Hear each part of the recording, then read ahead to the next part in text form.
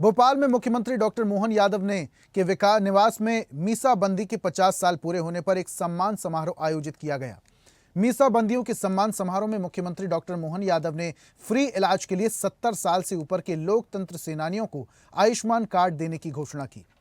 उन्होंने कहा कि प्रदेश के लोकतंत्र सेनानियों को इलाज के लिए बड़े अस्पताल या शहर जाने के लिए एम्बुलेंस सुविधा उपलब्ध कराई जाएगी। वहीं रोजगार संबंधी योजनाओं में पात्रता पाए जाने पर उन्हें प्राथमिकता दी जाएगी। इससे पहले मुख्यमंत्री ने कर्नाटक के राज्यपाल थावरचंद गहलोत और हरियाणा के पूर्व राज्यपाल कप्तान सिंह सोलंकी को ताम्र पत्र देकर सम्मानित किया।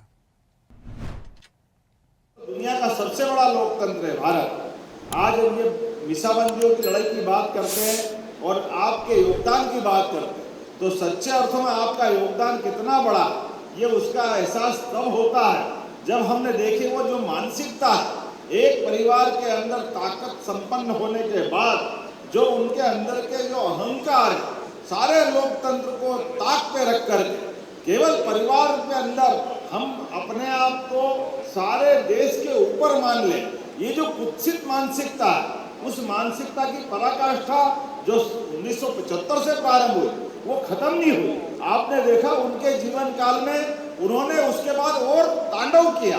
जब दोबारा मौका मिला प्रधानमंत्री बनने का तो बिना कारण से राज्य सरकारों को भंग करके जो उन्होंने एक नया नाटक प्रारंभ किया, धारा 356 लगा करके पूरे देश के अंदर जिस ढंग का माहौल बनाया, 90 से ज्यादा चुनी हुई सरकारों को घर भेजने का काम आपने इस मध्य प्रदेश के अंदर राम मंदिर की घटना को आड़ में लेकर हम सब जानते हैं ऐसे कई घटनाक्रम हुए। अब मध्य प्रदेश ने क्या किया? सुंदरलाल पटवारी की सरकार ने कुछ किया था क्या?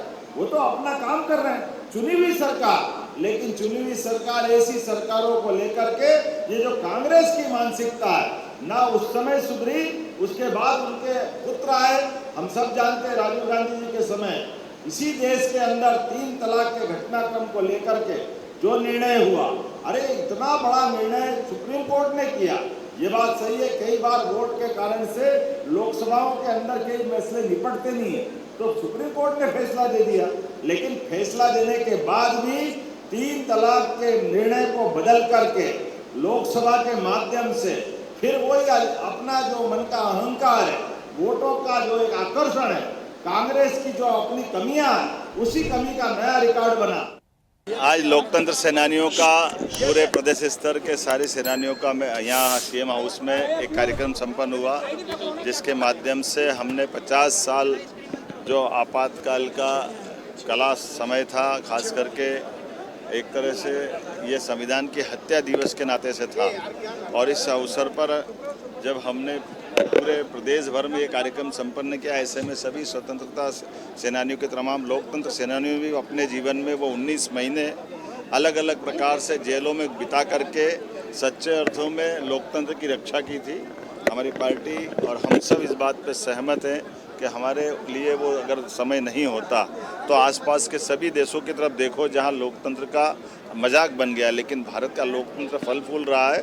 तो ऐसे लोकतंत्रता सेनानियों, स्वतंत्रता सेनानियों, इनके कारण से ही हमारा लोकतंत्र गौरवान्वित हो रहा है। ऐसे में यशस्वी प्रधानमंत्री के नेतृत्व में सभी प्रकार की योजनाओं को संचालित करते हुए राज्य की बेहतरी के साथ, राष्ट्र के साथ कदम से कदम मिला के हमारी सरकार चले, तो हमने लोकतंत्र सेनानियों के लिए भी जो पीएम श्री एम्बुलेंस सुविधा जो बाकी लोगों के लिए है, उनके लिए भी विशेष रूप से आयुष्मान कार्ड बनाकर देने की मैंने घोषणा की है। अलग अलग प्रकार की शासन की योजनाओं के दरमियान भी उनको भी इसका लाभ दिलाया जाएगा। शासन के माध्यम से ऐसे लोकतंत्र के समर्थक लोगों के लिए जिन्होंने अपने सब कुछ दिया है, हमारा फर्ज है कि हम उनको स्मरण करें। आज के इस अवसर पर मैं सबका स्वागत करता हूँ, अभिनंदन करता हूँ। देश में आपातकाल की घोषणा की थी, फिर मुझे माननीय ठाकरे जी और प्यारेलाल जी ने कहा था कि गिरफ्तारी अभी नहीं देना है। फिर मैं करीब 4-5 महीने तक भूमिगत रहा और फिर सत्याग्रह करके, आंदोलन करके गिरफ्तारी दी। लेकिन आंदोलन करने वाले जो मेरे साथ के लोग थे, फिर मुझे भी 4 दिन तक बहुत ज़्यादा यातनाएं दी गई, करंट लगाया, लेकिन फिर भी हम लोग झुके नहीं। और उसके बाद में हथकड़ी वगैरह डाल करके घुमाया और घुमाने देवास नगर में और फिर मुझे इंदौर की जिला जेल में भेज दिया।